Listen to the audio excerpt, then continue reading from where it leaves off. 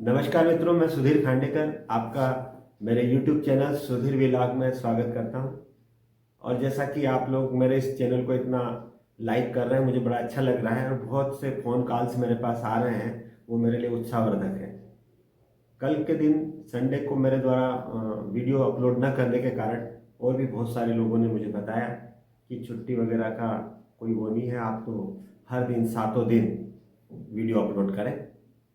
अब 128 कॉल में मैं एक कॉल का इसलिए विशेष उल्लेख करना चाहूँगा कि एक कक्षा दूसरी का छात्र आयुष्मान श्रीवास्तव, जो कि भोपाल का रहने वाला है और संस्कार वैली स्कूल में पढ़ता है और सत्या हाउस को रिप्रेजेंट करता है, उसने मुझे अपने फ़ोन पे बताया कि अंकल, मैं आपके फ़ोन की बड़ी इंतज़ार, आपकी वीडियो का मैं बड़ा इंतज़ार करता रहता हूँ और आपकी अभी तक के जितने वीडियो में आपने स्टोरीज सुनाई हैं सब मुझे कंठस्थ याद है और मैं अपने स्कूल में जाके सारे बच्चों के सामने उनको प्रेजेंट करता हूँ।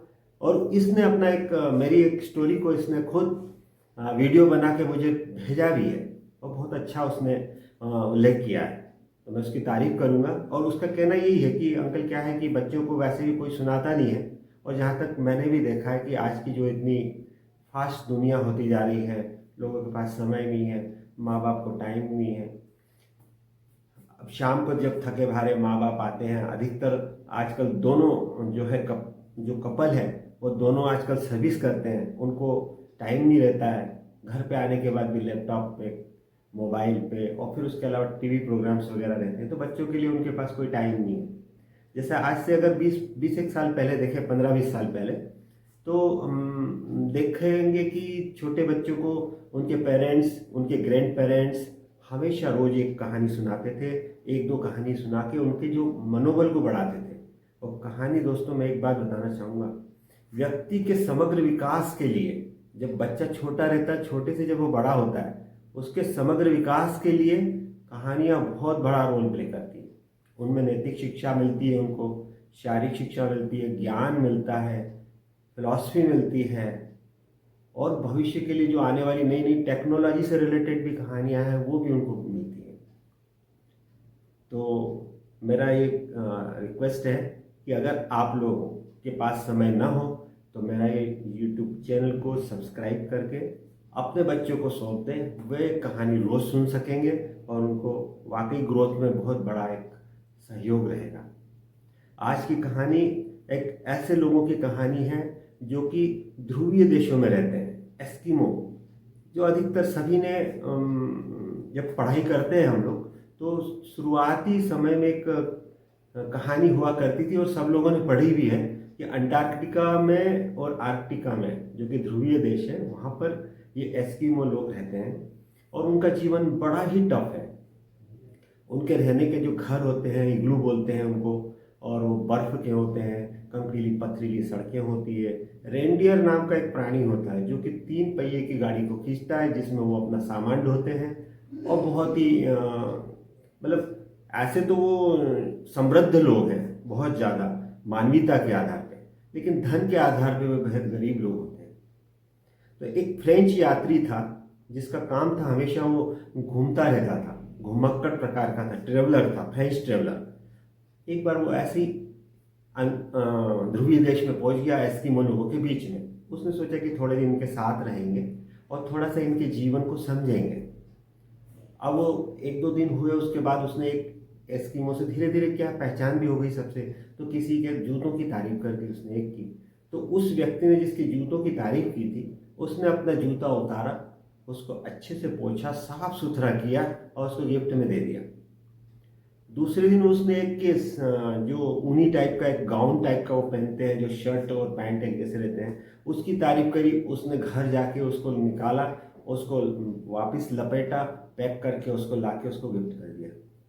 अब ये जिसकी भी तारीफ करता, वो एस्किमो लोग वो लाके उसको दे देते।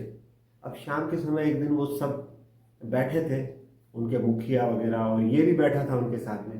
तो उसने उन मुखिया जी से पूछा कि इसका क्या रीज़न है, मैंने जूतों की तारीफ करी, उसने जूते ला दिए, और एक बात और है, उसके पास उस जूतों के अलावा दूसरी जोड़ी नहीं है। इतना ठंडा मौसम, पैर बिल्कुल सुकड़ जाएंगे, इतनी ठंड, इतनी बर्फ, इतनी कंकड़ीली पथरीली जमीन, और उसने बेहिचक अपने जूते दे दिए, उसने अपनी ड्रेस दे दी, किसी ने अपनी थालियाँ दे दी, जो इसने अच्छी तारीफ करी वो उन्हें दे दी। बोली इसका क्या कारण है? तो मुखिया ने कहा कि देखो, एक तो हम लोग ये मानते हैं इस चीज़ के पीछे 3 चीज़ें हैं। मतलब ये जो बातें हैं इसके पीछे 3 चीज़ हैं। पहली चीज़ ये है कि वस्तुएं सिर्फ वस्तुएं होती है, किसी की नहीं होती, और जिसके पास है उसकी होती है। दूसरा, जिसके पास है, जैसे उदाहरण के ले लें कि जिसके पास वो जूते थे, तो उसका जो आकर्षण था वो उसके लिए समाप्त हो चुका है।